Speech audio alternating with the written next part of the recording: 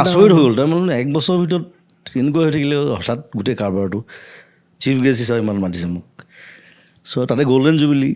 ভাল আমি বহুত ফূৰ্তি কৰিছোঁ গ'ল্ডেন জুবিলিত ব্যৱহাৰ এই জুবিন দা কনচেপ্টটো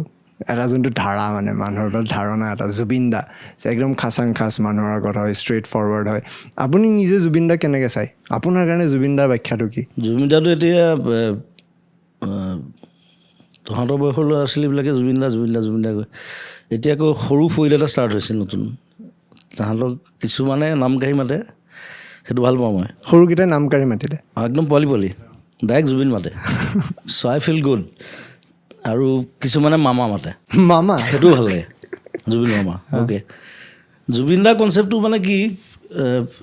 মই মানে অকণমান মোৰ ৰেবেলটো মানুহটো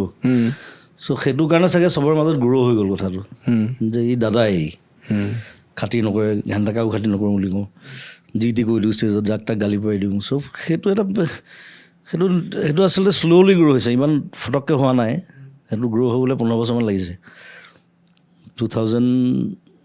মানৰ পৰা আহিছে আৰু বস্তুটো কিয় হৈছে ধাৰাটো নাই অলপ টাইম লাগে কাৰণ মোক মানুহে হেৰি কৰিব পাৰিব লাগিবতো ল'ৰা ছোৱালীবিলাকে যে ই কেৰেক্টাৰ ষ্টাডি এটা লাগে মানে পটককৈ এইটোতো আৰু 100 মিটাৰ ৰেচ নহয় যে মই জিকিলোঁ হৈ গ'লোঁ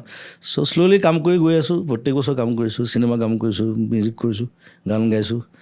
চ' লাহে লাহে দাদা হৈ থাকিলোঁ আৰু চবৰে মোক লগৰজনে সুধিলে সি মানে পিংক ফ্লয়ড বহুত শুনে তাৰপিছত ক'লে আপুনি কোনোবা এটা হয়তো ইণ্টাৰভিউত কৈছিলোঁ যে আপুনি পিংক ফ্লয়ড শুনে শুনিছিলোঁ এটা সময়ত এতিয়া সি মোক ৰিচেণ্টলি শুনালে মোৰ এডিকশ্যন টাইপে হৈ গ'ল গানকেইটা কিছুমান গান ইজ লাইক ট্ৰিপ